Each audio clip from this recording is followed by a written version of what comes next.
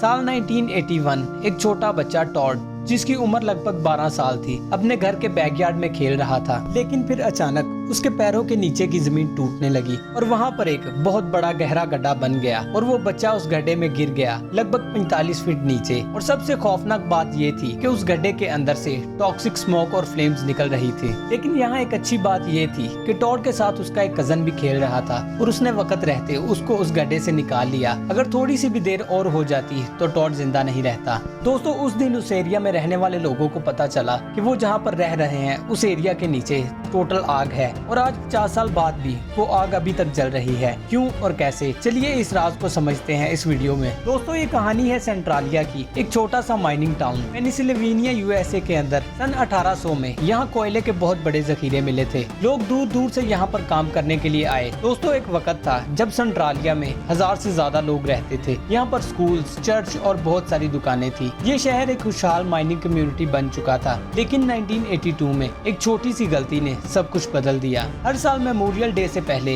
ये लोग अपना गार्बेज इकट्ठा करके उसको जला देते थे। उस साल भी कुछ फायर फाइटर्स ने गार्बेज पिट के कचरे को आग लगा दी। लेकिन उन्हें एक बात का अंदाजा नहीं था कि इस गार्बेज पिट के नीचे एक कोयले की बहुत पुरानी कान थी, जो थी तो पुरानी लेकिन वो कोयले से भरी हुई थी। जब वो आग नीचे के कोयले तक पहुंची तो आग ने हवा पकड़ ली। जमीन के नीचे ऐसी चेन रिएक्शन हुई कि फ्लेम एक टनल से दूसरी टनल तक फैलती चली गई। पहले तो लोगों ने सोचा कि कुछ दिन बाद ये बुझ जाएगी। फायर फाइटर्स ने उस पर पानी डाला, मट्टी डाली, कंक्रीट से सील करने की कोशिश भी की, लेकिन कोई फर्क नहीं पड़ा। आग जमीन के अंदर और भी गहरी होती चली गई। 1969 तक सेंट्रेलिया के नीचे 100 मीटर्स तक फायर स्प्रेड हो चुकी थी। रोड्स पर क्रैक्स आने लगे और उन क्रैक्स से टॉक्सिक स्मोक निकलने लगी। ग्राउंड टेम्परेचर भी 200 डिग्री सेल्सियस तक पहुंच गया। एक वक्त ऐसा भी आ गया जब लोगों के घरों के बेसमेंट में भी स्मोक भरने लगा। बच्चे स्कूल जाते हुए बेहोश होने लगे और पानी के वाल से गैस बबल्स उठने लगे। और फिर 1980 के दौरान यूएस गवर्नमेंट ने सेंट्रेलिया को इवैक्यूएट करने का फैसला किया। हुकूमत ने लोगों से घरों को खरीद लिया और जिन लोगों ने मना किया उन लोगों के घर जबरदस्ती खाली करवा दिए गए। और फिर 1982 में सेंट्रेलिया को ऑफिशियली कागजात से भी हटा दिया गया।